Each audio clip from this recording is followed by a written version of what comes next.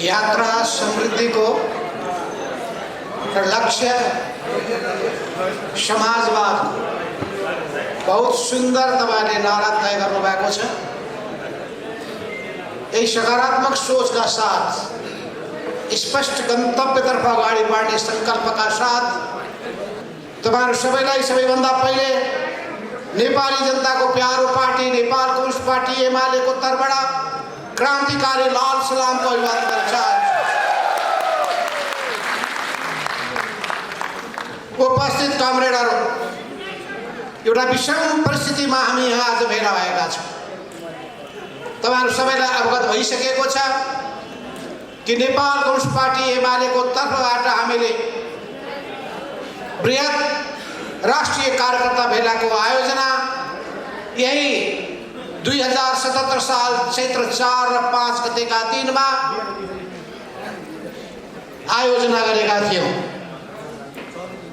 त्यो कार्यकर्ता भेलामा हामीले एउटा अवधारणा पत्र प्रस्तुत गर्यौं, बृहत छलफलहरू गर्यौं र सबै समूहका विचारहरूलाई समावेश गरेर त्यो प्रतिवेदनलाई अवधारणा पत्रलाई हामीले अन्तिम रूप दिइरहेका छौं। धेरै राम्रा सुझावहरू आए, अनुभवका कुराहरू आए, ती सबै चीजहरूलाई त्यहाँ हामीले समेट्ने प्रतिबद्धता व्यक्त गरेका छौं र त्यसै क्रममा हामीले केही प्रस्तावहरू पनि त्यहाँबाट पारित गरेका छौं। राष्ट्रिय राजनीतिसँग जोडिएका, पार्टीसँग जोडिएका वा हाम्रो विदेश नीतिसँग जोडिएका विषयवस्तुसँग, जनताका समस्याहरू पीरबारकासँग जोडिएका, सुशासनका विषयसँग जोडिएका यी सबै विषयवस्तुहरूलाई समेटेर हामीले एउटा प्रस्ताव पनि पारित गरेका छौं। त्यो भेला अत्यन्तै उत्साहवर्धक रह्यो। सबैमा उत्साह र ऊर्जा प्रदान गरेर त्यो भेला सफलताका साथ सम्पन्न भयो। हामीले त्यो भेलाको बारेमा विस्तृत समीक्षा गर्ने भन्ने कुरा सोचेका छौं। हामी विस्तृत समीक्षा गरौँला, तर निचोड के हो भने त्यो भेला सकारात्मक उद्देश्यका साथ आयोजना गरिएको थियो, एकताको उद्देश्यका साथ आयोजना गरिएको थियो, पार्टीलाई एकीकृत बनाउने उद्देश्यका साथ आयोजना गरिएको थियो।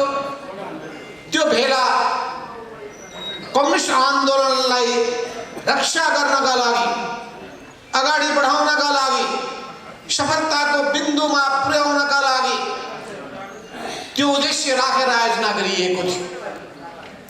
त्यसो हुनाले त्यो भेला कसैका विरुद्धमा परिलक्षित थिएन, त्यो सकारात्मक सोचका साथ आयोजना गरिएको थियो।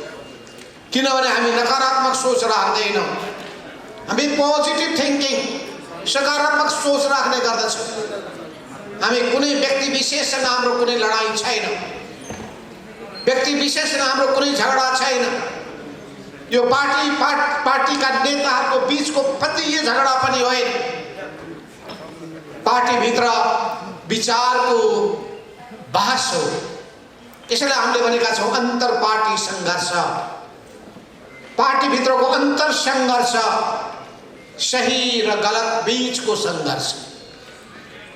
यस अर्थमा आजको यो तपाईहरुको भेलामा हामी के प्रश्न पार्न चाहन्छौं भने र बाहिर फैलाइएका भ्रमलाई के चिर्न चाहन्छौं भने हामी कुनै व्यक्ति विशेषका विरुद्धमा लागेका होइनौं। हामी आन्दोलन बचाउन चाहिरहेका छौं, पार्टी जोगाउन चाहिरहेका छौं, पार्टीलाई एकताबद्ध बनाउन चाहिरहेका छौं। कम्युनिस्ट आन्दोलनप्रतिको प्रतिबद्धता व्यक्त गर्दै, यसको रक्षा गर्दै, यसलाई सफलताको दिशातर्फ, सफलताको बिन्दुमा पुर्याउने गरी दृढ अठोटका साथ अघि बढ्न चाहन्छु। त्यही भावनालाई आत्मसात गर्दै हिजो मात्रै राष्ट्रिय कार्यकर्ता भेला महिला अखिल नेपाल महिला संघको पनि आयोजना भयो। पार्टीले आयोजना गरेको, हाम्रो विचार समूहले आयोजना गरेको त्यो राष्ट्रिय कार्यकर्ता भेलामा झण्डै 5000 को संख्यामा त्यसैभरिबाट कार्यकर्ताको उपस्थिति थियो। हामीलाई धेरै गाह्रो भएको थियो। 5000 उपस्थित हुने ठाउँ कहाँ होला? हल खोज्यो, कहीँ हलमा अट्दैनन्। अनि टुडीखेलमा पो जानुपर्ने होला जस्तो लाग्न थाल्यो।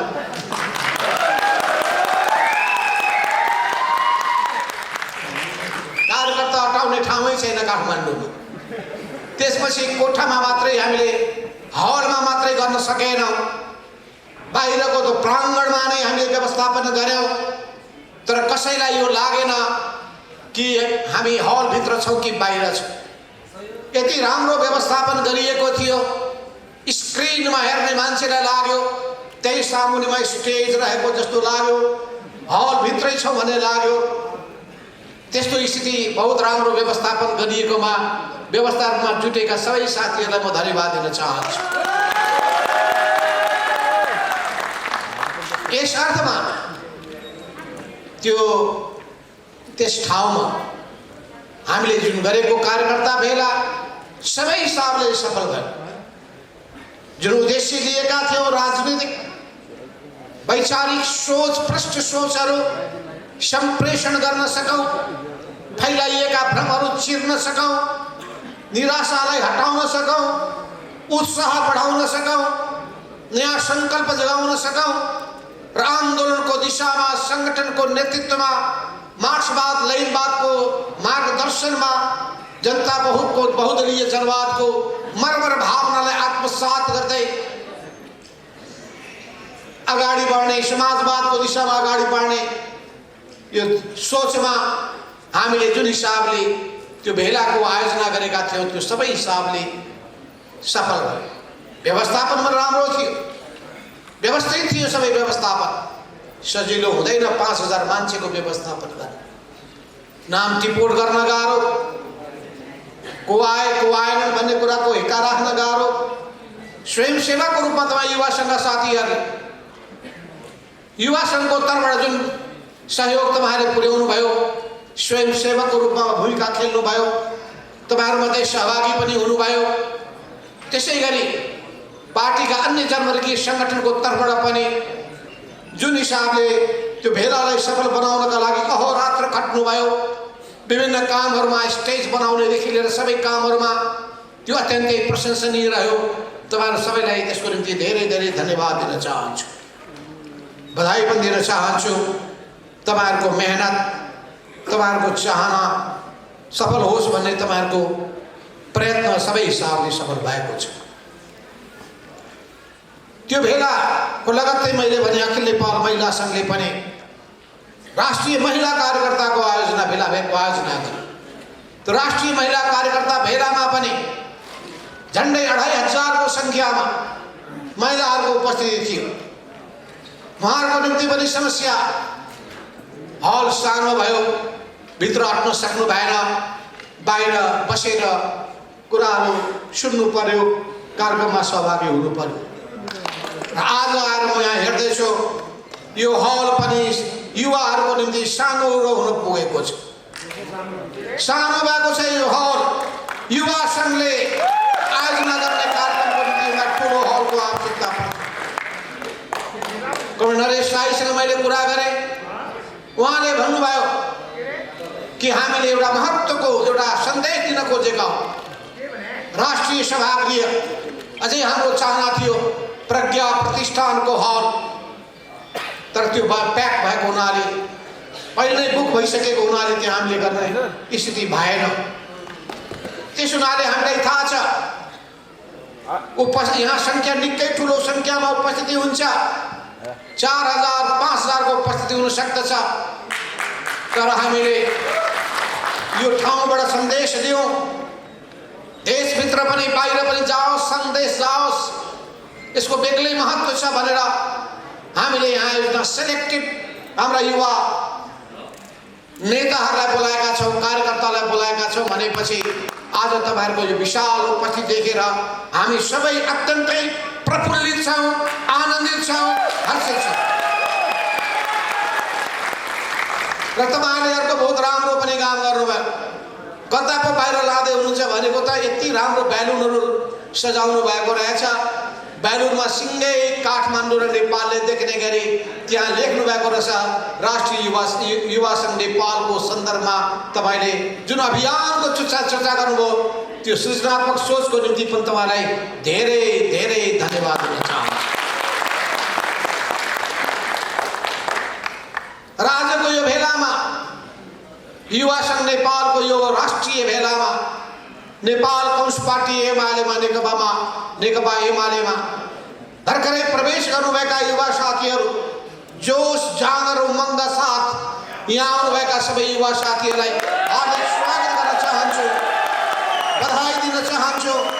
दृढताका साथ अगाडि बढ्नुहोस्। तपाईँहरूले भन्नुहुन्छ पार्टी नेताहरू अगाडि बढ्नुहोस्, युवा तपाईँका साथमा छन् भन्नुहुन्छ। हामी पनि भन्छौँ युवासँग अगाडि बढोस्, हामी तपाईँका साथमा छौँ। तपाईँ हामी हाते मालो गर्दै अगाडि बढ्नेछौँ। काँधमा काँध मिलाएर कुममा कुम मिलाएर सँगसँगै अगाडि बढ्नका लागि हामी तयार छौँ। तपाईँहरूको युवा जोसभन्दा हाम्रो जोस पनि कम छैन।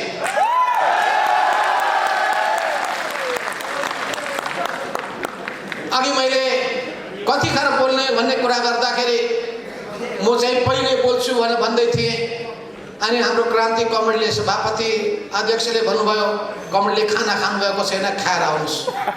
मैले भने होइन, मेरो त खाना त बिहानै बोकेर हिँडेको छु, ठाउँ नै पाइरहेको छैन, समय नै पाइरहेको छैन, केही छैन। नखाएर केही हुँदैन, 1 किलो वेट घट्दा राम्रै पनि हुन्छ। बोल्नलाई असर पर्छ कि भन्नुमा केही असर पर्नेवाला छैन। कति दिन भोकै बसिएको छ यो आन्दोलनमा, क्रान्तिमा, यो अभियानमा।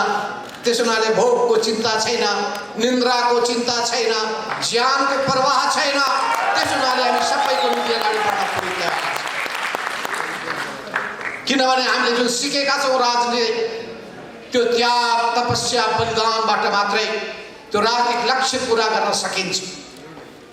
त्यो राजनीतिले हामीलाई सिकाएकै कुरा के छ भने, मार्क्सवादले हामीलाई सिकाएकै कुरा के छ भने, कम्युनिस्ट सिद्धान्तले सिकाएकै कुरा के छ भने राष्ट्रको निम्ति समर्पित हुनुपर्छ, जनताको निम्ति समर्पित हुनुपर्छ, लक्ष्यको निम्ति समर्पित हुनुपर्छ, लोकतन्त्रको निम्ति समर्पित हुनुपर्छ। समर्पण मूल कुरा हो, त्याग तपस्या बलिदान मूल कुरा हो। उद्देश्यमा प्रष्ट भएर दृढताका साथ, संकल्पका साथ, तर उत्साहका साथ, निराश नभइकन निरन्तर अगाडि बढिनुपर्छ। किनभने निरन्तर अगाडि बढिरहँदाखेरि तपाईँ निश्चित रूपमा सफल हुनुहुन्छ। तपाईँ अगाडि बढ्न सक्नु भएन भने, तपाईँको गति रोकियो भने तपाईँको जीवनको अन्त्य हुन्छ, राजनीतिक जीवनको पनि अन्त्य हुन्छ। त्यसो हुनाले गति नै जीवन हो, गति नै जीवन हो। र युवाहरू गतिका प्रतीक हुन्। युवा जोश, युवा उमङ्गको बारेमा कमल मातसुतुङले भन्नुभएको छ, युवाहरू हो तिमीहरू बिहानीको उज्यालो भर्खरै उदाउँदा सूर्य जस्ता, भर्खरै उदाउँदा सूर्य जस्ता हो। हामी बुढाहरू अस्ताउँदा जस्ता हो। त्यसो हुनाले तपाईँहरूको भविष्य छ, तपाईँहरूको जीवन छ। अब हामी तपाईँलाई जिम्मा सुम्पिने हो। र यो उमेरले मात्रै चेतो रहेको छ, किन कम उमेरका मान्छेले पनि गलत बाटो समातेर संसारलाई बर्बाद पारेका छन्। गलत विचार बोकेका मान्छेले पनि सबै ध्वस्त बनाएका छन्। त्यसो हुनाले विचार सही हो कि गलत हो, मूल कुरा त्यो हो। अहिले उदाहरणको निम्ति केपी ओलीजीको ठाउँमा कम उमेरको म नाम भन्दिनँ। कम उमेरको त्यो नेता त्यहाँ गएर बस्यो भने के ठिक होला? होइन, विचारै बिग्रिया छ, विचारै गलत छ। विचार गलत भएपछि व्यवहार पनि गलत हुन्छ, विचार गलत भएपछि आचरण पनि गलत हुन्छ, विचार गलत भएपछि कार्यशैली पनि गलत हुन्छ, विचार गलत भएपछि सिङ्गो चिज नै बिग्रिन्छ, भत्किन्छ। त्यसो हुनाले मूल कडी कहाँ छ भने विचारमा छ। तर त्यो विचारलाई गति दिनका लागि, सही विचारलाई गति दिनका लागि ऊर्जा चाहिन्छ, संकल्प चाहिन्छ, जोश चाहिन्छ, जाँगर चाहिन्छ। युवा हुनुहुन्छ, युवा हुनुहुन्छ तर जोस जाँगर छैन भने के काम? झोक्रिएर बस्नुभयो भने के काम? त्यस हुनाले अहिले पार्टीको यो अवस्था देखेर तपाईहरु झोक्रिएर बस्ने होइन, चुनौती देखेर भाग्ने पनि होइन। ठुलठुला समस्या आइलागेबाट पिठ्यू फर्काएर मैदान छोडेर हिँड्ने पनि होइन। त्यस हुनाले तपाईमा जस्तै हामीमा युवा सुलभ जोसको आवश्यकता छ। मेचीदेखि महाकालीसम्म हामी एउटा अभियान सुरु गर्न गइरहेका छौं।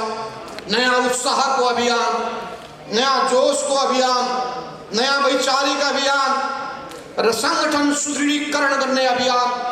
यो अभियान अन्तर्गत हामी जिल्ला जिल्लामा जानेछौँ। पार्टी जानेछ, महिला संघ जानेछ, युवा संघ पनि जानेछ, विद्यार्थीहरू जानेछन्। सबै जनवर्गीय संगठनहरू आफ्नो आफ्नो योजना बनाएर गाउँ तहसम्म, टोल तहसम्म, वडा वडामा, बस्ती बस्तीको तहसम्म जानेछन्। सबैलाई जगाउनेछन्, उत्साहित गर्नेछन्, राजनीतिमा आकर्षित गर्नेछन्, हाम्रो पार्टीमा तान्नेछन्, कम्युनिस्ट पार्टीतर्फ आकर्षित गर्नेछन्, कम्युनिस्ट विचारप्रति, सिद्धान्तप्रति, पार्टीप्रति जनतालाई उत्साहित बनाउनेछन्, पार्टी विरोधी, कम्युनिस्ट विरोधी विचारलाई परास्त गर्नेछन्। किनभने हाम्रो समाजमा अहिले पनि कम्युनिस्ट विरोधी विचार पनि छ, प्रतिगामी विचार पनि छ, प्रतिक्रियावादी विचार पनि छ, प्रतिक्रियावादी विचार बोकेको संगठन पनि छ। तिनीहरूसँग हाम्रो प्रतिस्पर्धा हुनेछ। सँगसँगै पार्टी कम्युनिस्ट आन्दोलनमा रहेका गलत विचार प्रवृत्ति बोकेकाहरू पनि छन्, त्यस्ताका विरुद्धमा पनि सङ्घर्ष गरिनेछ। तर सँगसँगै जो साथमा छन्, सकारात्मक सोच राख्दछन्, लोकतन्त्रको पक्षमा उभिएका छन्, प्रतिगमनको विरुद्धमा उभिएका छन्, प्रतिगमनकारी कामको विरुद्धमा उभिएका छन्, उनीहरूसँग हामी हातेमालो गर्दै पनि अगाडि बढ्नेछौँ। जो कम्युनिस्ट पार्टीमा आन्दोलनमा जुटेका छन्, कम्युनिस्ट पार्टीलाई अगाडि बढाएर लान चाहन्छन्, तिनीहरूसँग हातेमालो गर्दै पनि अगाडि बढ्नेछौँ। किनभने हामी सानो चित्तका छैनौँ, हाम्रो मन सानो छैन, चित्त सानो छैन, सानो घेरामा सोच्दैनौँ, फराकिलो नजरले सबैलाई समावेश गर्ने गरी, सबैलाई समाविष्ट गर्ने गरी हामी जानेछौँ। त्यस हुनाले भर्खरै प्रवेश गर्नुभएका युवा साथीहरू यतिले चित्त नबुझाउनुहोस्, अझै ल्याउनुहोस्, अझै धेरैभन्दा धेरैलाई युवाहरूलाई तान्नुहोस्, महिलाहरूलाई तान्नुहोस्, विद्यार्थीहरूलाई ल्याउनुहोस्, किसानलाई ल्याउनुहोस्, मजदुरलाई समेट्नुहोस्, बुद्धिजीवीहरूलाई समेट्नुहोस्, समाजका सबै वर्ग तह र तबकाका मानिसहरू ती सबैलाई समेट्नुहोस्। यसै सिलसिलामा आज यो युवाहरूको राष्ट्रिय भेलाको आयोजना गरिएको छ। यसपछि 10 गतेका दिनमा अन्य राष्ट्रको तर्फबाट राष्ट्रिय विद्यार्थी भेलाको पनि आयोजना हुन गइरहेको छ। आज मुस्लिम इतिहास संगठनका कमरा आउनुभएको थियो, हामी राष्ट्रिय मुस्लिम भेला पनि आयोजना गर्न गइरहेका छौँ। हाम्रो दलित, हाम्रो उत्पीडित जाति मुक्ति समाज भन्ने संगठनको तर्फबाट हाम्रो दलित, हाम्रा समुदायका अगुवा योद्धाहरूको पनि हामी भेला, राष्ट्रिय भेला गर्न गइरहेका छौँ। त्यसलाई पनि पुनर्जीवन दिनेछौँ, पुनर्ताजगी दिनेछौँ, नयाँ उत्साह दिनेछौँ, देशव्यापी रूपमा अघि बढ्नलाई प्रेरित गर्नेछौँ। त्यसै गरी किसान सङ्घ पनि फेरि जोड बढाउन थालेको छ। मजदुर साथीहरूले पनि सँग अब आफ्नो गतिविधि अघि बढाउने। यो 3 वर्षसम्म सबैतिर त्यो काई लागेको थियो, काई थाहा छ होइन, खिया लागेको थियो। अब त्यो खियालाई हामी बिस्तारै हटाउँदैछौँ, काई हटाउँदैछौँ, फेरि हामी हाम्रो दाँत माझ्दैछौँ, फ्रेस बनाउँदैछौँ, उत्साहित बनाउँदैछौँ। गनाएको थियो मुख, अब फेरि ब्रसिङ गरेर दाँतले हामी फ्रेस एयर हामी दिन्छौँ। झन्डै झन्डै हाम्रो मुख गनाएर हैरान भइसक्यो। तर फेरि हामीले त्यो फोहोर मैलालाई टुथपेस्टले क्लियर गर्यो, एकदम प्रष्ट सफा भयो, स्वच्छ भयो। अनि स्वच्छ वायु सभा वायुको साथसाथमा प्राणवर्धनी प्राणदायक वायु फ्रेश अक्सिजन त्यो हामी प्राप्त गर्छौँ। त्यो फ्रेश अक्सिजन के हो? मार्क्सवादको विचार हो। जसरी शरीरमा अक्सिजन चाहिन्छ त्यस्तै पनि सङ्गठनमा विचार चाहिन्छ। त्यो विचारले ऊर्जा दिन्छ, विचारले शक्ति दिन्छ, विचारले अघि बढ्नलाई प्रेरित गर्दछ। हो त्यही विचारको सन्दर्भमा हामी वैचारिक अभियान देशव्यापी रूपमा सञ्चालन गर्नेछौँ। यही अभियानको सिलसिलामा सङ्गठनको शुद्धिकरणको अभियान पनि चलाइनेछ, सङ्गठनको सुदृढीकरणको अभियान पनि चलाइनेछ, सङ्गठनलाई फेरि गति प्रदान गरिनेछ र कम्युनिस्ट आन्दोलनप्रतिको कतिपय मान्छेको आशा मरेको थियो, आशा फेरि जगाइनेछ, उत्साह फेरि बढाइनेछ, हामी अगाडि बढ्नेछौँ। जहिले पनि एउटा तबका जहिले पनि बिचैमा बाटो छोडेर हिँड्दो रहेछ। यो ख्याल गर्नु होला, यो लामो यात्रामा सबै सँगसँगै जाँदैनन्, तर अन्तिम गन्तव्यसम्म जसले पुग्न सक्दछ त्यहीले नै युद्धकोमा विजय प्राप्त गर्छ, फतह गर्दछ। 2032 सालमा हामीले कोर्डिनेसन बनाउँदाखेरिका हामी 8 जना मान्छे थियौँ। अहिले प्रमाण साक्षी छ। 2006 सालमा कम्युनिस्ट पार्टी निर्माण गरेका योद्धाहरूमध्ये कति योद्धाहरू मात्रै बाँकी भए, कतिले बाटो बिराज छोडेर हिँडे, पार्टी छोडे, आन्दोलन छोडे, विरोधी भए, राजासँग मिले, तर हिँड्नेहरू हिँडिरहे, अगाडि बढिरहे, यात्रा रोकिएन। त्यसै गरी हामीले झापाकालीन आन्दोलनको कुरा गरौँ या कोर्डिनेसनकालीन सबैको कुरा गरौँ, त्यो बेलामा हामी 8 जनाले सुरु गरेकोमा 4 जनाले बाटो छोडे, तर अहिले पनि हामी 4 जना छँदैछौँ। म आफै छु, कमरेड झरना खनाल हुनुहुन्छ, कमरेड मुकुन्द नेउपाने हुनुहुन्छ, कमरेड अमृत बोहरा हुनुहुन्छ, त्यस्तै नेकपा मालेमा त्यतिखेर भएका योद्धाहरूमध्ये ती योद्धाहरूको पनि हामीले हेरौँ। निरन्तर अगाडि बढ्नेहरू पनि छन्, कतिपय बिचैमा छोड्नेहरू पनि छन्। नेकपा एमाले बनाइसकेपछि पनि निरन्तर अगाडि बढ्ने पनि छन्, बिचमा छोडेर हिँड्ने पनि छन्, तर पनि यो यात्रा निरन्तर अविराम रूपमा जारी छ। बाटोमा ट्रेन रोकिन्छ, ओर्लिने छन् बिचैमा, त्यसले हामी आफ्नो गन्तव्यलाई भुल्दैनौँ। त्यसो हुनाले युवा साथीहरू, अघि मैले भन्दै थिएँ माओ सेतुङको सन्दर्भ, उहाँले भन्नुभयो युवा साथीहरू, यो संसार तिम्रो पनि हो, यो संसार हाम्रो पनि हो। उहाँ आफूलाई भन्दै हुनुहुन्छ यो संसार तिम्रो पनि हो, यो संसार हाम्रो पनि हो, तर अन्तिम निष्कर्षमा यो संसार तिम्रो हो, किनभने तिमीहरू उदाउँदा सूर्य जस्ता हो, तिमीहरूले यो संसारको जिम्मा त्यसो हुनाले म भन्न चाहन्छु, तपाईहरुले मार्क्सवादका किताबहरू रचनाहरू पढ्नुहोस्। मार्क्सका, एंगल्सका, लेनिनका, स्टालिनका, माओ सेतुङका, किम इल सङका, हो ची मिन्हका, फिडेल क्यास्ट्रोका र धेरै मार्क्सवादी नेताहरूका र त्यसै गरी किताबमा आश्रित भएर आधारित भएर यहाँ नेपालको सन्दर्भमा धेरै किताबहरू लेखिएको छ। कमरेड युवराज गिमालले लेख्नु छ कम्युनिस्ट पार्टी कस्तो बनाउने, अरू विभिन्न नेताहरूले लेख्नु भएको छ, कम्युनिस्ट पार्टी निर्माणको कुरा उठाउनु भएको छ, मार्क्सवादको सिद्धान्त सम्बन्धी किताब लेख्नु भएको छ, हाम्रो अर्थनीति कस्तो, अर्थ राजनीति कस्तो हुनुपर्छ भन्ने किताब लेख्नु भएको छ। यी सबै दस्तावेजहरू, किताबहरू पढ्ने बानी बसाल्नुहोस्। यी सबै विचारहरू कहाँबाट निश्चित भए भने हामीले अवलम्बन गरेको राजनीतिक कार्यदिशाले, त्यो कार्यदिशाको निर्धारण कहाँ हुन्छ? पार्टीको महाधिवेशनबाट हुन्छ। पार्टीको महाधिवेशन हामीले गरेका छौँ अहिलेसम्म। तपाईलाई थाहा छ अन्तिम महाधिवेशन भनेको 9 महाधिवेशन हो। नेकपा एमालेको 9 महाधिवेशन 2071 सालको असार 19 गतेदेखि लिएर साउनको 1 गतेसम्म भएको थियो र त्यही महाधिवेशनको बाटोमा हामी अहिले पनि अघि बढ्न चाहन्छौँ। तपाईहरुलाई मनमा प्रश्न होला, किन फेरि एमालेमा हामी फर्क्यौं? हिजो त नेकपा बनिसकेका थियो, दुईटा पार्टी एकजुट भइसकेका थिए, के पो आइलाग्यो भने तपाईहरुको मनमा जिज्ञासा होला।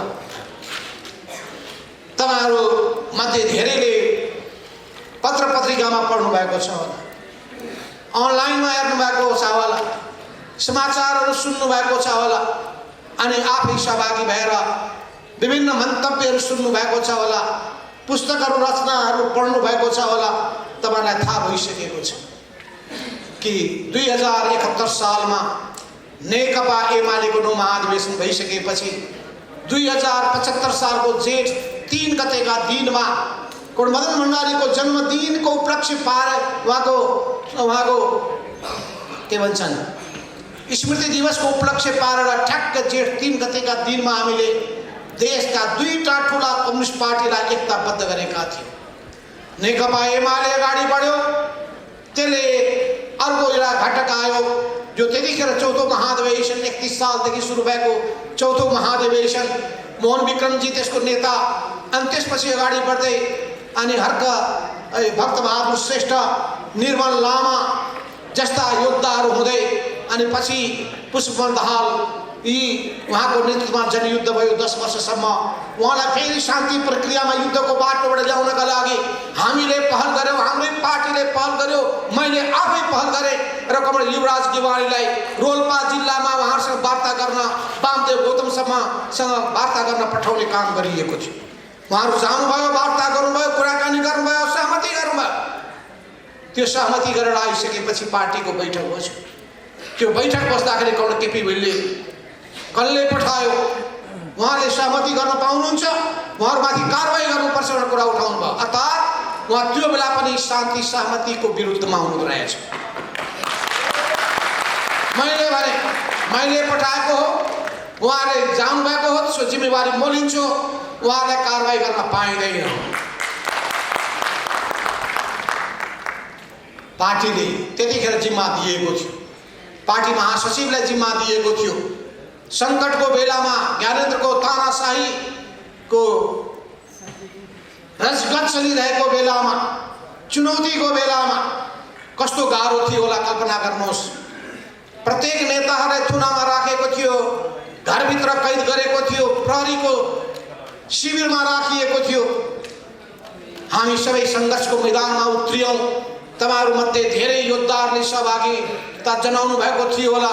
ती सबै गर्दै गर्दै जाँदाखेरि उहाँहरूलाई हामीले युद्धको बाटो होइन, हत्या हिंसाको बाटो होइन, आउनुहोस् बहुदलीय जनवादको मार्गदर्शनमा अगाडि बढ्नुहोस्, उहाँहरूले पनि नयाँ ढङ्गले सोच्दै हुनुहुन्थ्यो।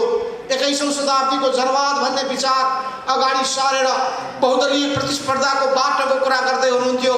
अनि हाम्रो दुईटैको विचार मिल्यो। विचार मिल्ने बित्तिकै संगठन मिलाउनु पर्ने आवश्यकता देखा पर्यो। जनचाहना त्यही थियो। जेठ 3 गतेका दिनमा यही हलमा हामीले, यही हल होइन ती प्रज्ञामा हो, प्रज्ञा भवनमा हामी एकता गर्यौं। त्यो पार्टीको नाम राख्यौं नेपाल कम्युनिस्ट पार्टी नेकपा। यसै बीचमा हामीले सुन्यौं कि सर्वोच्च अदालतले फैसला गरेछ। यो दुईटा पार्टीले फैसला गरेर भए पनि नेकपा, नेपाल कम्युनिस्ट पार्टी नेकपा बनाएको भए तापनि त्यो चाहिँ हामी मान्दैनौँ, तिमीहरू पुरानै ठाउँमा फर्क भनेर उसले फैसला गरिदिएछ। यो जन्मेको बच्चा मान्दैनौँ, फेरि गर्भमा लिएर जाऊ भने जस्तै फैसला।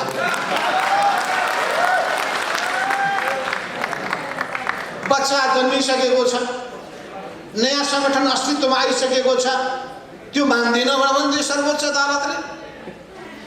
अब हामीले असहमति भए पनि सर्वोच्चको फैसला लागू गर्दिन भन्न मिलेन, बाध्य भएर हामीले त्यसलाई लागू गर्नुपर्ने भइरहेछ, फैसला गलत भए तापनि। यस अर्थमा यस्तो फैसला गजबको फैसला। दुईटा पार्टी मिलिसकेका छन्। दुईटा पार्टी मिलिसकेको निम्ति निर्वाचन आयोगले हामीलाई दिइसकेको छ, वैधानिक मान्यता दिइसकेको छ, नेपाल राजपत्रमा प्रकाशित भइसकेको छ। 2 वर्षसम्म त्यो संगठनले, दुई पार्टीले काम गरिरहेको छ। त्यो पार्टीको नाममा चुनाव लडिएको छ। 200 ठाउँमा विभिन्न तहहरूमा उपनिर्वाचन भएका छन्, जितेर आएका छन् जनप्रतिनिधिहरू। अनि सर्वोच्चले भन्छ फैसला के गर्छ भन्दाखेरि त्यो पार्टीको एकता रद्द भयो भन्छ। विचित्रको फैसला। नाम मिलेन, नाम जुध्यो भन्न सकिन्थ्यो, नाम फेरेर आउनुहोस्।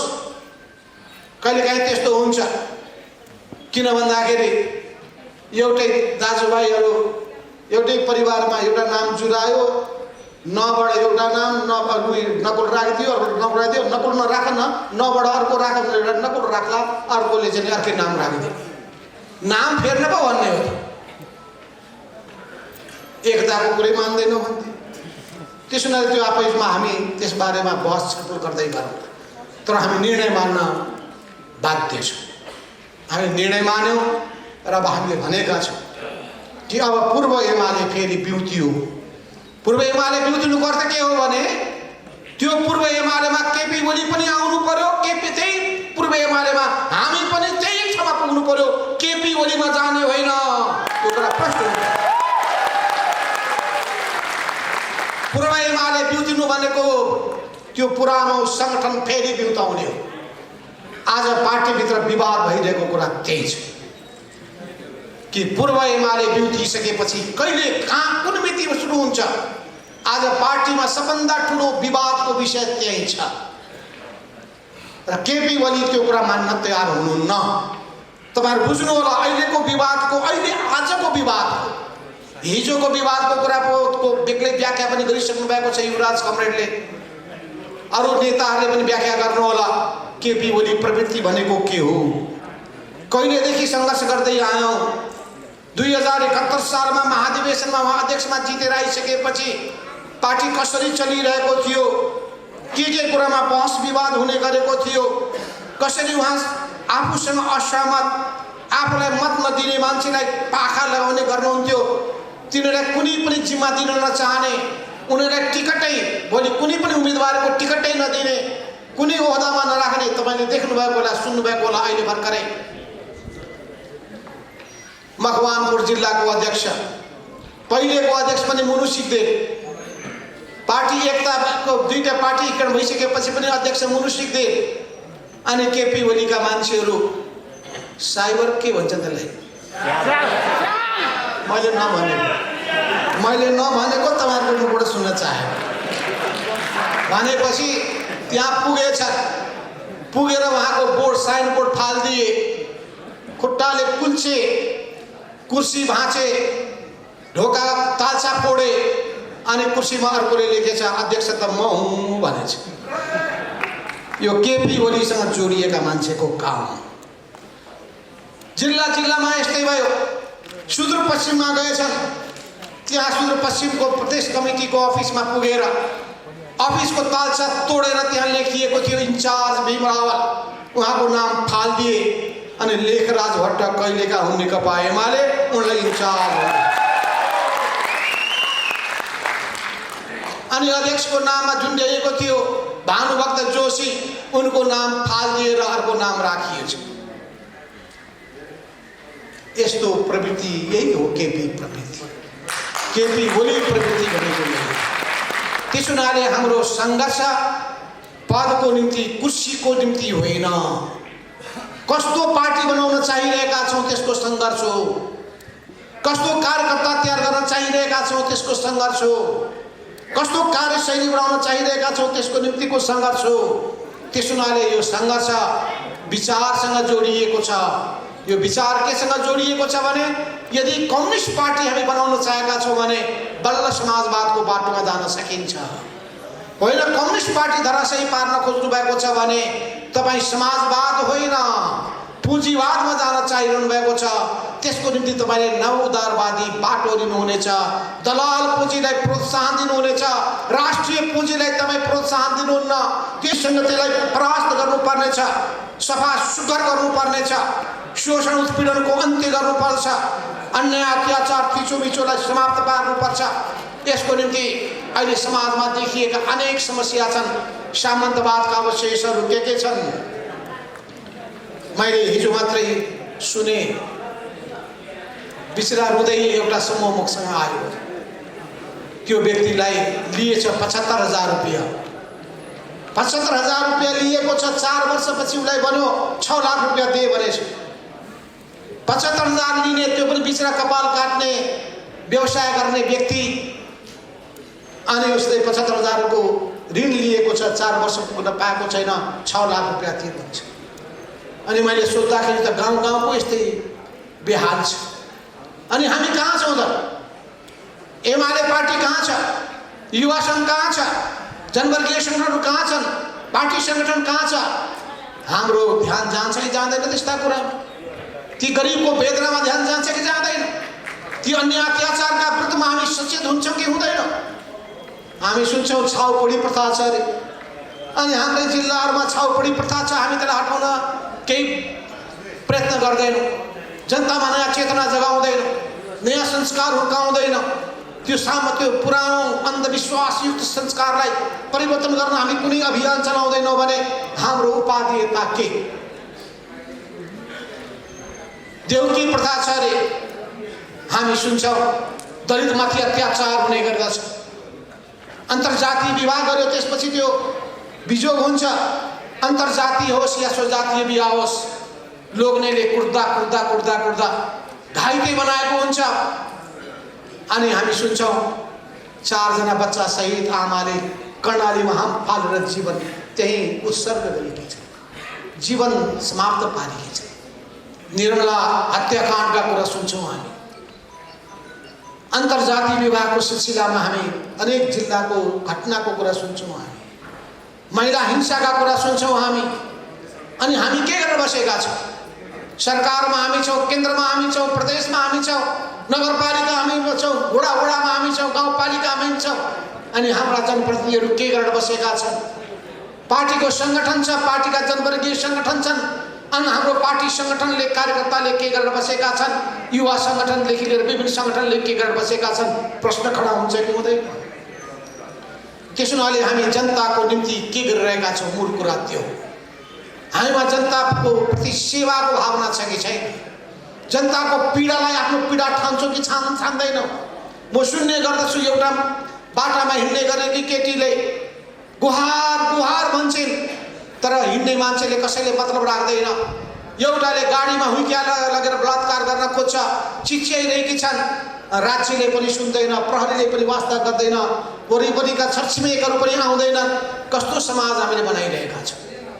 हामी कम्युनिस्ट पार्टी नेपालमा छ, अनि कम्युनिस्ट पार्टी जनताको बिचमा यति व्यापक रूपमा फैलिएको छ। हामी 2/3 बहुमत ल्याएका छौँ, दावा गरिरहेका छौँ, तर जनताको क्रन्दन दिनदिनै सुन्छौँ। हाम्रो मन पोल्छ कि पोल्दैन? हो, यिनै कुरामा हामीले भन्यौँ पार्टीमा बैठकमा छलफल गरौँ, पार्टी कमिटीको बैठक बोलाउँ। कस्तो विचित्र बिजोग छ भने, कस्तो विडम्बना छ भने हामी केपी ओलीजी कहाँ बैठक बोलाउनका लागि आग्रह गर्छौँ, अनुनय विनय गर्छौँ, गराउँछ। बैठक बस्दैन तपाईँले भनेर हुन्छ भन्नुहुन्छ। कस्तो पार्टी बनायौँ हामीले? पार्टी बस्दैन। अनि पार्टीमा रहेका सचिवालयका 9 जना सदस्यमध्ये 5 जना हामी एक ठाउँमा बस्यौँ। वामदेव गौतम हुनुहुन्छ, झलनाथ खनाल हुनुहुन्छ, म आफै छु, त्यसपछि पुष्पन दाहाल र नारायण काजी 5 जना बसेर बैठकको निम्ति मैले धेरैचोटि भने भनेर उहाँले भन्नुभयो, प्रचण्डजीले। उहाँले भन्दाखेरि केपी ओलीजी म बैठक बोलाउँदिनँ भनेपछि म कार्यकारी अध्यक्ष बैठक बोलाउँछु भनेपछि जुन दिन बैठक बोलाउनुहुन्छ पार्टी फुटेको घोषणा गरिन्छ। त्यसपछि 5 जनाले कागज चिठी लेखेर हामीले पठाउनु पर्यो।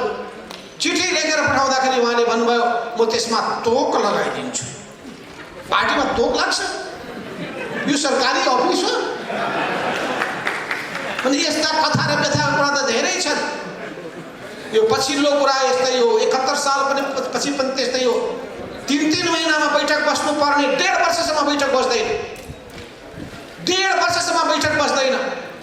सहमति एउटा हुन्छ, काम अर्कै हुन्छ, एकलौटी ढङ्गले उहाँ काम गर्नुहुन्छ।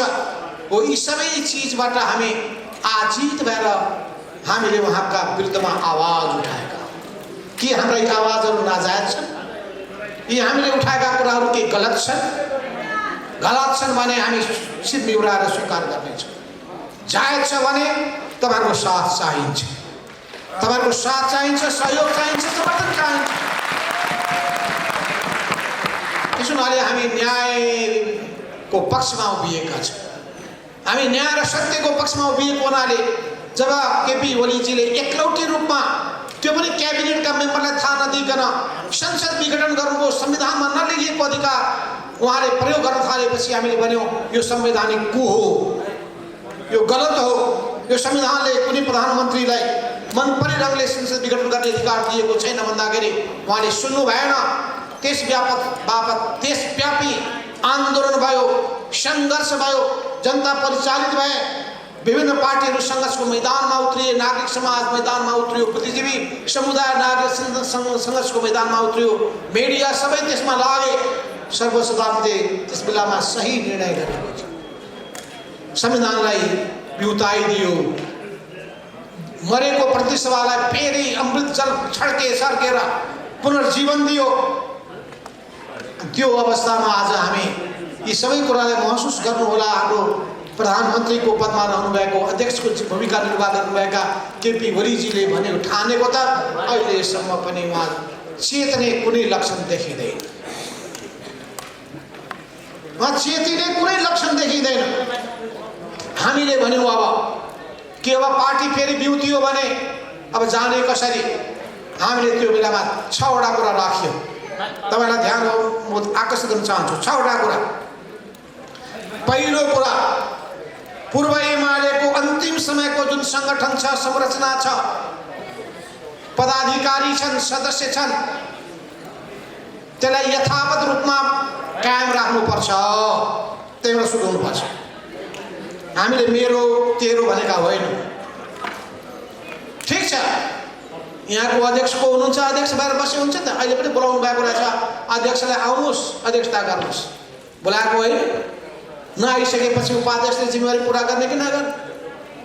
युवा सङ्घको महासचिव हुनुहुन्छ हाम्रो नरेश, उहाँले कतिचोटि भन्नुभयो, जब कुरा नसुनिसकेपछि के चुप लागेर बस्ने हामी?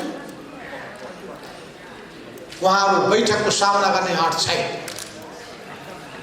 बैठकको पनि सामना गर्न चाहनुहुन्न र उहाँहरूले बैठक बस्नका लागि त्यतिखेर रहेको केन्द्रीय कमिटी जुन हो, त्यो केन्द्रीय कमिटीको बैठक बोलाउने आँट नगरेको कारण के होला? तपाईँको मनमा जिज्ञासा यही छ। कारण के हो थाहा छ? किन त्यो केन्द्रीय कमिटी 9 महाधिवेशनले निर्वाचित गरेको केन्द्रीय कमिटीमा 15 जना मध्ये 5 जना केपी ओलीको साथमा छन्, 10 जना हाम्रो साथमा हुनुहुन्छ।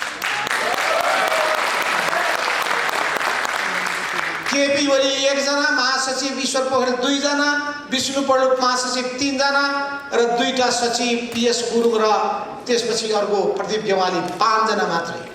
हामीसँग भएकामा 10 जना को हुनुहुन्छ। 2टा वरिष्ठ नेता जेएन कमल र मो भइहाले। त्यसपछि वामदेव गणले पनि केपी गणको विरोध गर्नुभएको छ, उहाँ उपाध्यक्ष, अनि युवराज गेवाली उपाध्यक्ष, अष्टलक्ष्मी साकी उपाध्यक्ष, भीम रावल उपाध्यक्ष, उपमहासचिव घनश्याम भूषाल, सचिव योगेश भट्टराई र गोकर्ण विष्ट र भीम आचार्य, यी सबै संख्या गर्नुहुन्छ। त्यसो हुनाले उहाँहरू पदाधिकारीको सामने पनि बस्न चाहनुहुन्न, सचिवालयको बैठकमा पनि आउन चाहनुहुन्न। स्थायी कमिटी बोलायो भने स्थायी कमिटी 22 जनाको छ, 12 जना हाम्रो पक्षमा छन्, केपी को पक्षमा 10 जना छन्। त्यसको पनि सामना गर्ने आउँछ। पोलिट ब्युरो बोलाउनुहोस् भन्यो भने पोलिट ब्युरो बोलाउनु न, किनभने पोलिट ब्युरोमा 25 जना हाम्रो पक्षमा छन्, 20 जना उहाँको पक्षमा छन्। त्यसैले पोलिट ब्युरोको पनि सामना गर्ने आँट छ। केन्द्रीय कमिटी पनि बोलाउनु न, किनभने केन्द्रीय कमिटीमा उहाँको 90 जना छन्, हाम्रो 97 जना छन्। त्यसको पनि सामना गर्ने उहाँको आँट छ। त्यसो हुनाले उहाँ के गर्नुहुन्छ भने हिँड्दा हिँड्दै अधिकारी नभएको पार्टीको विधानमा संशोधन गरियो, अनि कसैलाई सूचना नदिइकन बालुवाटारमा केन्द्रीय कमिटीको विशेष बैठकको आयोजना गरियो। 23 जना मान्छेलाई केन्द्रीय कमिटीमा थपियो। उहाँको घोषणालाई हामी शिर निहुराएर स्वीकार गर्नु पर्यो उहाँले आफूलाई। अनि त्यस्तो हुन्छ, पार्टीमा प्रवेशै नगरेका पूर्व माओवादीका मान्छेहरू कहिले पार्टीमा प्रवेश गरे? प्रवेशै गरेका छैनन् भने त्यो मान्छे केन्द्रीय कमिटीको सदस्य हुन सक्छ? सोझै उहाँले केन्द्रीय कमिटीको सदस्य 23 जनालाई थपिदिनु भयो। किन 23 जना सदस्य संख्या त देखाउन सकिने हो नि, बहुमत मेरो पुग्यो। 23 जनाले पुगेन भने उहाँले रातारात घोषणा गर्नुहुनेछ अब केन्द्रीय कमिटीको सदस्य संख्या 556 भयो। 556 मा पनि भने कतै माधव नेपालले संख्या बढाउने उनकीबाट अब 1179 भयो भन्ने भेट्छ 1179 नपुग्ने भएपछि 1501 भयो भन्ने भेट्छ 1501 ले पनि पुगेन 2501 अनि यहाँ गोर्खा भर्तीमा खोल्दाखेरि के हुन्छ अनि बाटामा मान्छेलाई खोज्छन् त्यस्तै यहाँ टिकट लिकन केन्द्रीय सदस्य बन्न आओ भन्दै डमरु बजाउँदै खोजी जानेछ त्यो केन्द्रीय कमिटी त्यो पार्टी हो त्यो त्यसो हुनाले हाम्रो लडाई के हो भन्दाखेरि पार्टीलाई पार्टीको रूपमा अगाडि बढाउँ विधानको आधारमा अगाडि बढाउँ विधानले के भन्छ भने प्रत्येक व्यक्ति पार्टीको कमिटीको मातहतमा हुन्छ अध्यक्ष होस् या जुनसुकै पदाधिकारी होस् ऊ कमिटीको मातहतमा हुन्छ संगठनको मातहतमा हुन्छ पहिलो सिद्धान्त हो केपी कमरेडले त्यो सिद्धान्त मान्नुहुन्छ कि मान्नु प्रश्न के हो त्यो सिद्धान्त मान्नुहुन्न भने अनि कसरी सँगै जान सकिन्छ तर हामी सँगै जाने पक्षमा छौँ हामी केपी ओलीसँग छुट्टिने पक्षमा छैनौँ त्यत्रो लामो समयको माया प्रति कहाँ एक रातमा सकिन्छ केपी ओलीसँगको मेरो माया प्रति 48 वर्ष 49 वर्ष भइसक्यो थाहा छ तपाईहरु त 48 पुग्नु भएकै छैन सब 40 भन्दा कमै होला हुन्थ्यो होइन 40 पनि होइन कमेन्ट भने क्रान्ति 20 वर्ष भन्दा कमै छन् भन्दैन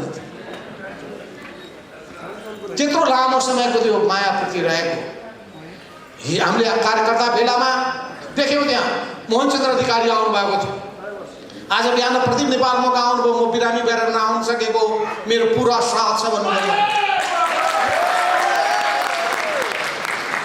राधाकृष्ण मैनाली आउनु भएको थियो कमल कोइराला आउनु भएको थियो मोदनाथ प्रसिद्ध आउनु भएको थियो बद्री प्रसाद खतिवडा आउनु भएको थियो 101 योद्धाहरू हाम्रो पार्टीको भेलामा आफ्नो ऐक्यबद्धता देखाउनका लागि जनाउनका लागि आउनु भएको थियो ती योद्धाहरू ती पुराना शीतल झा राम अवतार पासवान जस्ता व्यक्तिहरू ती 101 योद्धाहरू जो सँगसँगै हामीसँग त्यो बेलादेखि त्योभन्दा पहिलेदेखि लागेका योद्धाहरू पुराना पिढीका केशरमणि पोखरेलदेखि लिएर धेरै धेरै योद्धाहरूको त्यहाँ उपस्थिति रहेको थियो हाम्रो गोविन्द गेवाली आइपुग्नु सक्नु भएन उहाँले पनि म आउँछु कमरेड सँगै रहन्छु भनेर भन्नुभएको थियो भनेपछि पुराना चाहे एकीकृत पार्टीको त्यो बेलामा नेतृत्व गरेका योद्धाहरू होस् चाहे पार्टी विभाजन भइसकेपछि विभिन्न समूहमा मनमोहन समूहमा पुष्पलाल समूहमा आबद्ध भएका योद्धाहरू हुनुहोस् चाहे पछि लोकलमा कोर्डिनेसनसँग झापा आन्दोलनसँग जोडिएका योद्धा हुनुहोस्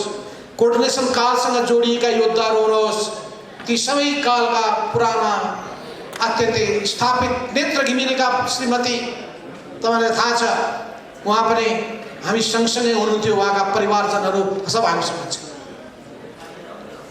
भनेपछि त्यसो हुनाले हामी एक्लै छैनौँ हामी सही ठाउँमा छौँ सही विचारमा छौँ हामी पार्टीलाई एकताबद्ध बनाएर लान चाहन्छौँ आन्दोलनलाई एकताबद्ध बनाउन चाहन्छौँ तर केपी ओलीको यी प्रवृत्तिमा सुधार होस् भनेर पहिलो कुरा भन्यौँ पार्टीलाई जेठ 3 गते 75 जेठ 3 गते भन्दा पहिलेको अवस्थामा त्यही संरचना त्यही नेतृत्व त्यही पदाधिकारी त्यही सदस्यलाई स्वीकार गरेर चल्नुहोस् पहिलो यस बीचमा उहाँले अवैधानिक बैठक बोलाउनु फागुन 28 गतेका दिन फागुन 28 गतेको बैठक हामी कसैलाई थाहा छैन सूचना छैन अनि यस बीचमा उहाँले फोन गर्नुभयो कमरेड भेटौँ हामी भन्नुभयो भेट्ने भने किन अध्यक्षको काम हो मलाई अरूले भने तपाईँ फोन गर्नुहोस् भने म फोन गर्दिनँ भने म अध्यक्ष भएको भए फोन मात्र म घरमै जाने थिएँ म ढोका खोलेर बेडरुममा पसेर कमरेड किन रिसाउनुभयो भनेर यसो गाला मुसार्दै थिएँ फकाउनु त म जान्दछु नि उहाँको काम होइन अध्यक्ष भइसकेपछि अध्यक्ष भनेको गार्जियन पनि हो तपाईँहरू पनि गार्जियन भएपछि ख्याल गर्नु होला है युवा संघ नेता तर रिसाइहाल्यो भने नझोकिनु होला फकाएर लानु होला गार्जियनको काम नै हो अरूलाई फकाउने मिलाउने समेट्ने ल्याउने अरू त झोकिन्छन् सिकाउनु पर्छ झोकिनु हुँदैन भन्दै त त्यसो भएको हुनाले उहाँले भन्नुभयो ल भेट्ने भने उहाँले बालुवाटारमा आउनुपर्छ भने म बालुवाटारमा जान्न भने अनि म पनि बाहिर निस्किन मिल्दैन भन्नु अनि तपाईँ बाहिर निस्किन मिल्ने म बाटो जान्न भेट हुँदैन ठिकै छ धन्यवाद भन्दै होइन भेटौँ भनेपछि ठिक छ पार्टी अफिसमा भेटौँ भने पार्टी अफिसमा हामी गयौँ अनि मैले भने म एक्लै भेट्दै किन एक्लै भेट्दिनँ भन्दाखेरि म एक्लै भेटेँ भने उहाँले के भन्नुहुन्छ थाहा छ प्रचार? माधव नेपालले त एक्लै मलाई मेरो ज्यान बचाइदिनुहोस्, मलाई उपाध्यक्ष बनाइदिनुहोस्, अध्यक्ष बनाइदिनुहोस् है भनेर एकचोटि प्रधानमन्त्री बनाइदिनुहोस् न मलाई भनेर उहाँले घेरेर आउँदैन हुन्थ्यो, आँखाबाट आँसु झार्दैन हुन्थ्यो भनेर त्यही त्यसो हुँदैन। मैले भने म साथमा लिएर आउँछु।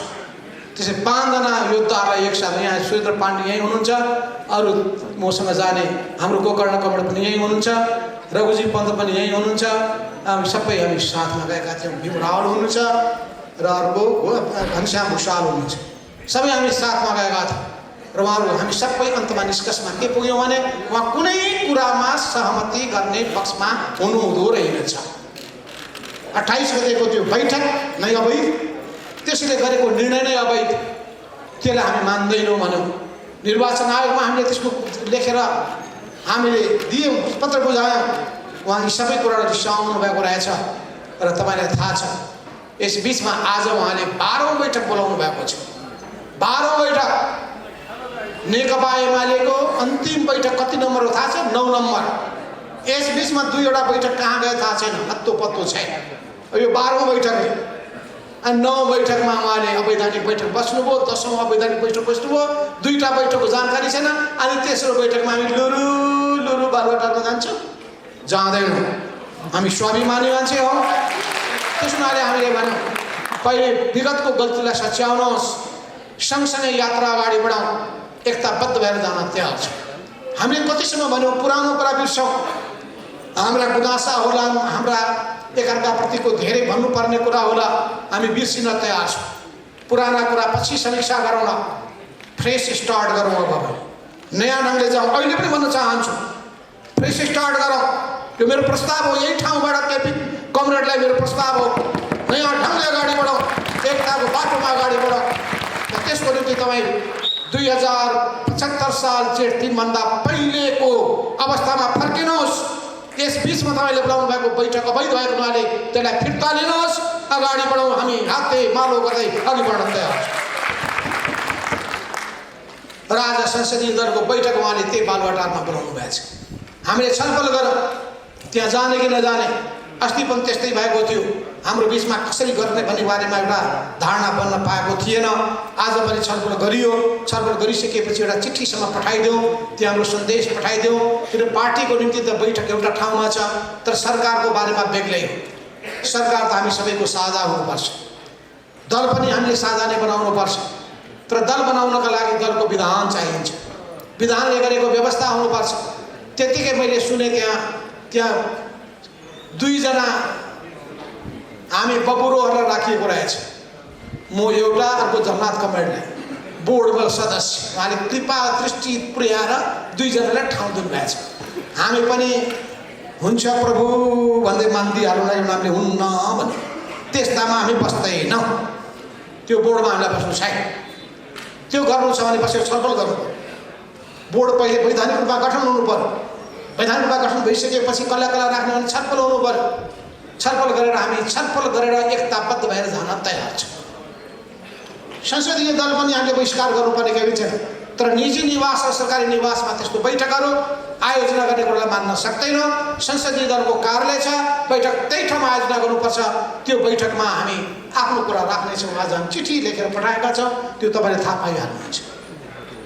यस अर्थमा हामी एकताको हात बढाउन चाहन्छौँ। अहिले पनि हामी यो सरकार नै बलियो होस्, वामपन्थीहरू मिलेर जाउँ, वामपन्थीकै सरकार बनोस् भन्ने पक्षमा हामी रहेका छौँ। त्यसो हुनाले प्रिय कमरेडहरू, म यति भन्न चाहन्छु कि हामी पार्टीभित्र सही कुराको निम्ति लडिरहेका छौँ, सही विचारको निम्ति लडिरहेका छौँ, राम्रो पार्टी बनाउनका निम्ति लडिरहेका छौँ, त्यो पार्टी निर्माणको अभियानमा जुट्न चाहिरहेका छौँ। तपाईँहरूको यसमा साथ चाहिन्छ। तपाईँहरू आफ्नो ठाउँमा युवा सङ्घको केही ढङ्गको सङ्गठन बनाउनुहोस्, देशव्यापी रूपमा परिचालन गर्नुहोस्। युवाहरूले समाजका सबै राम्रा युवा शक्तिहरूलाई आफूतर्फ आकर्षित गर्नुहोस्। उनीहरूलाई रचनात्मक कामहरूमा क्रियाशील बनाउनुहोस्, विभिन्न ढङ्गले उनीहरूलाई क्रियाशील बनाउनुहोस्। काठमाडौँमा सम्पर्क मञ्चले के गर्छन् थाहा छ? परिवारजनका मान्छेलाई बोलाएर पिकनिक गर्छ, कहिले हाजिरी जवाब प्रतियोगिता गर्छ, कहिले अनेक निबन्ध प्रति आर्थिक सामाजिक क्रान्ति गर्नुपर्छ। अब समाजवादको दिशामा अगाडि बढ्नुपर्छ। सामाजिक आर्थिक सांस्कृतिक रूपान्तरणको काम गर्नुपर्छ। त्यो खाका हाम्रो दिमागमा छ। नयाँ नेपालको तस्बिर हाम्रो दिमागमा छ। त्यो नयाँ नेपालको दृष्टिकोणको आधारमा सरकार चल्नुपर्छ। त्यही दृष्टिकोणको आधारमा हामी सबै अगाडि बढ्नुपर्छ। सरकार सत्तामा हुँदाखेरि लागू गर्ने हिसाबले, प्रतिपक्षमा हुँदाखेरि आवाज बुलन्द गर्ने हिसाबले, जहाँसुकै हुँदा पनि जनताको साथमा अघि बढ्ने हिसाबले हामीले जुट्नु पर्ने भएको हुनाले तपाईँ युवा साथीहरू यही दृष्टिकोण विचार लिएर अगाडि बढ्नुहोस्। यो सङ्गठन र सङ्गठनमा आबद्ध भएका सबै युवाहरूलाई तपाईँहरूको यो भेलाको पनि, तपाईँहरूको आफ्नो उद्देश्यको पनि सफलताको शुभकामना व्यक्त गर्दै म आफ्नो मन्तव्य यही अन्त्य गर्न चाहन्छु। धन्यवाद। लाल सलाम।